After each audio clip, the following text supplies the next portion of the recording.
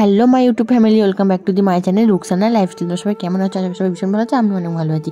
তো বৃষ্টি হয়ে সকালে সবাইকে অনেক অনেক শুভেচ্ছা। আর আজকের ভিডিওটা আমি এখন থেকে স্টার্ট করছি। আর যারা আমার চ্যানেল নতুন এসেছেন তারা অবশ্যই আমার চ্যানেলটা সাবস্ক্রাইব করে রাখবেন, পাশে থাকবেন। আগের ভিডিওতে তোমাদের বলেছিলাম যে এই গাছটা আমি জানলা সাইডে এনে রেখেছি। তো দেখো বৃষ্টি হচ্ছে আর গাছটা ওখানে আছে, খুব সুন্দর লাগছে। তারপর এদিকে দেখো, এই যে সকালে কাজটা সেরে ব্রেকফাস্ট করে এই যে এখন মোচা নিয়ে এসছে মা। তো মোচা ছাড়াতে বসে পড়েছি। তো মানে অর্ধেক মোচা দিদিই ছাড়িয়েছে। তারপরে এই যে এখানে এই যে ভিতরে যে ছোট ছোট মোচা মানে যেগুলো থাকে সেগুলো মানে এখন আছে। তো দিদি বললো তুই এ কটা ছাড়া, আমি রশনিকে মানে আমার গোলুকে ভাত খাওয়াতে যাবে, তো সেই জন্য আমি বললাম ঠিক আছে। আর মা ওদিকে মানে মোচাগুলো কাটছিল, মানে কেটে কেটে রেখে দিচ্ছিল হাঁড়িতে সিদ্ধ করতে দেবে সেই জন্য। তারপরে এই যে দেখো আজকে হবে ইলিশ মাছ। তো ইলিশ মাছটা কিন্তু আমাদের এখানে আজকে মানে বাড়ির পিছনে কচুর শাক কিন্তু এখনও ছিল, বাট আগের দিন যেহেতু প্রচুর হয়েছিল কচুর শাক, তো সেই কারণে কিন্তু আর আজকে আর করেনি।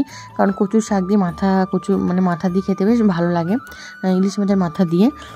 তো আগের দিন যেহেতু তোমাদের দেখিয়েছিলাম, আগের দিন প্রচুর কচুর শাক করেছিল, প্রায় অনেকটা হয়েছিল। তো সেটা কিন্তু আমার মানে দিদা বাড়িতে, তারপরে হচ্ছে আমার মাসি এসেছিলো, আমাদের পাশের বাড়ি একটা বৌদি, তাদেরকে দিয়েছিলাম। তো আমরাও খেয়েছিলাম।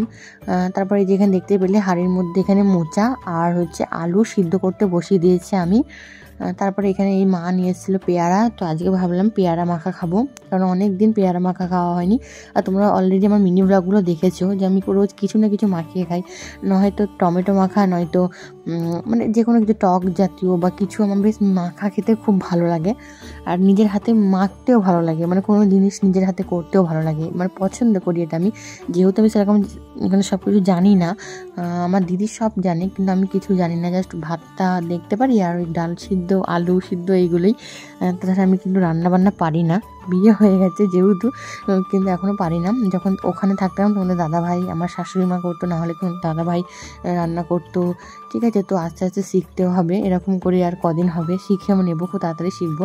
সারা জীবন তো কেউ আর এরকম থাকে না, তাই না? সবাই ঠিক আস্তে আস্তে শিখে যায়। তো যাই হোক, এদিকে দেখো এই যে আমার ছোটোবেলার স্মৃতিটা আজকে চলে যাচ্ছে। তো ভীষণই মনটা খুবই খারাপ করছে, কারণ এতদিন ধরে আমার এই স্মৃতিটা আজ পর্যন্ত এখানেই ছিল। মানে জাস্ট মানে কোনো কিছু করা হয়নি, কাউকে বিক্রি করিনি, কিছু করিনি, কিন্তু মানে ভালো লাগতো দেখে যে না আছে। তো মানে এই সাইকেলটা নিয়ে আমি আর আমার দিদি প্রায় আমরা মানে দিদি প্রথম আমার দিদি চালাতো, দিদিকে কিনে দিয়েছিল সাইকেলটা আমার আব্বু আর মা। তো ওই সাইকেলটা কিন্তু দিদিই প্রথমে চালাতো, ও যখন মানে পড়তে যেত বা স্কুলে যেত। তারপরে ও যখন পড়াশোনা অফ করে দিল, তারপরে আমি চালাতাম সাইকেলটা।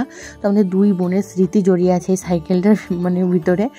তো সত্যি ভীষণ মানে কি বলবো, খুব ভালো লাগতো। এই যে দেখতে পাচ্ছি চাবির রিংটা এখনও কিন্তু এখানে আছে, চাবির রিংটাও মানে সাইকেলে ঝুলছে, চাবির রিংটাও কিন্তু আমরা ওখান থেকে নিয়ে নিই। তো এই চাবির রিংটার মধ্যে কিন্তু একটা পুতুল ছিল, পুতুলটা হয়তো কোথাও খুলে পড়ে গেছে, চাবির রিংটা আছে। তো দেখে ভীষণই মানে খুবই খারাপ লাগছে, সাইকেলটা এভাবে বিক্রি করতে হবে ভাবতেই পারিনি। সাইকেলটা মানে আমরা নিজের হাতে সাইকেলটাকে নষ্ট করে দিয়েছি। আমরা সত্যি কথা বলতে ওই জিনিসটা মানে সাইকেলটা কিন্তু এভাবে ছাতা মানে জং ধরতো না, সাইকেলটাকে আমরা মানে বাইরে ফেলে রেখে জল পড়ে পড়ে আজকে সাইকেলটা এরকম জং ধরে গেছে। সাইকেলটা আমরা কোনো দিনই আমাদের ভিতরে রাখিনি, ঘরের ভিতরে হোক রান্নাঘরে হোক আমরা রাখিনি। যদি রাখতাম তাহলে আজকে সাইকেলটা কিন্তু খুবই মানে সুন্দর থাকতো। যেহেতু ওই সাইকেলটা আর আমার একটা বান্ধবীর সাইকেল, আমরা দুজন একসাথে মানে যেতাম। তো তার সাইকেলটা এখনও নতুন আছে, তার বাবা চালায়, তো পুরো একদম মানে নতুন, একদম মানে নতুন সাইকেল, কারণ সে ইউজ করে, ব্যবহার করে, সেই জন্য সাইকেলটা নতুন লাগে। আর আমাদের সাইকেলটা কেউ ইউজ করতো না। আমি মানে পড়াশোনা ছেড়ে দেওয়ার পর তখন সাইকেলটা লকডাউন পড়ে গেছিলো, তারপর থেকে লকডাউন থেকেই সাইকেলটা ওইখানেই থাকতো, যেখান থেকে দেখতে পেলে কাকুটা নিল ওখানেই সাইকেলটা থাকতো।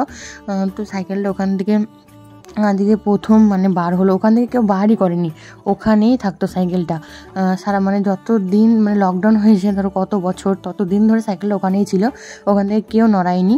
তার কাকুকে মা বিক্রি করে দিল। তো মাকে বললাম করতে হয় না, তো মা বলছে বেকার জং ধরে যাচ্ছে, তো রেখে বা কী হবে, বিক্রি করে দিই। তো সেই জন্য বিক্রি করে দিল। নাহলে খুবই মানে মন খারাপ করছিল, ভীষণই মানে আমাদের দুই বোনের ছোটোবেলাকার স্মৃতি ছিল, তো সেই জন্য। আর আমরা বললামই তো মানে নিজের হাতে সাইকেলটাকে নষ্ট করে দিয়েছি, কারণ জং যেহেতু ধরো বৃষ্টি হতো রোজ, ঠিক আছে, রোজ বর্ষাকাল মানে বর্ষাকালে বৃষ্টি হয়ে মানে সাইকেলের উপর পড়ে মানে বৃষ্টি মানে সাইকেলটা পুরো একদম জং ধরে গেছে। দেখতে তো পেলে তোমার সাইকেলের অবস্থা। সাইকেলটা যখন ছিল না তখন কি বলবো, নতুন ছিল সাইকেলটা, একদম পুরো মানে সুন্দর ছিল। চাবির রিংটাও লাগানো আছে, তোমরা দেখতে পেলে চাবির রিংটাও লাগানো আছে। তো পুরো নতুন ছিল, পুরো নিজের হাতে একদম সাইকেলটা আমরা পুরো নষ্ট করে দিলাম নিজের হাতে, জল পড়ে জং ধরে গেছে। তো কী আর করবো বলো, স্মৃতিটা এভাবে চলে গেল, খুবই খারাপ লাগছে।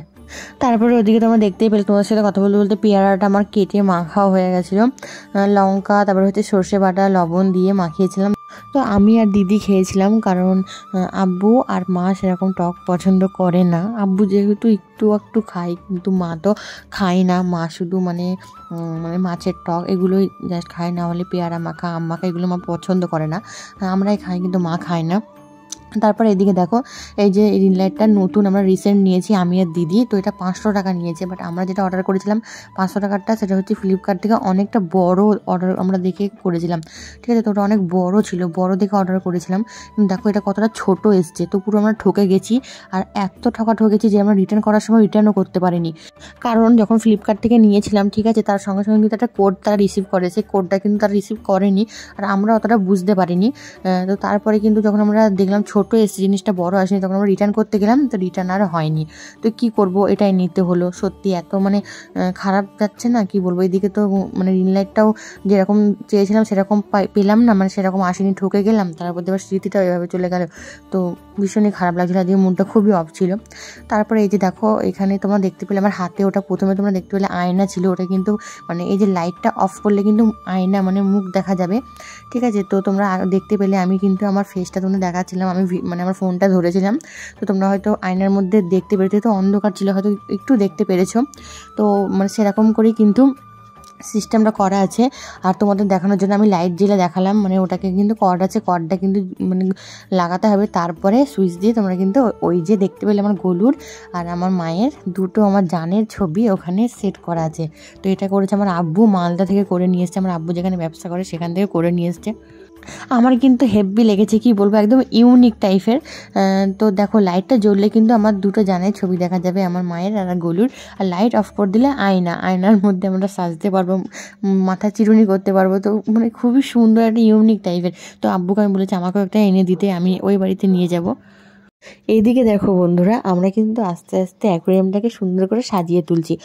প্রথমে কিন্তু ছিল হচ্ছে মাছটা আর এই কাচের ডাব্বাটা, তারপরে কিন্তু এখানে রঙিন সুন্দর পাথর দেওয়া হয়েছে সুন্দর লাগার জন্য। তারপরে কিন্তু এই দেখো এই গাছটা দেওয়া হয়েছে আজ সকালে, মানি প্ল্যান্ট গাছ এই গাছটার নাম। তো কতটা সুন্দর লাগছে, আর মাছটা কি সুন্দর খেলে বেড়াচ্ছে, গাছের ফাঁকে ফাঁকে খেলছে, খুবই সুন্দর লাগছে। তোমাদের কেমন লাগছে অবশ্যই কিন্তু কমেন্ট করে জানিও। তো ভিডিওটা আজকে এই পর্যন্ত, ভালো লাগলে অবশ্যই একটা লাইক করে দিও। টাটা সকলকে।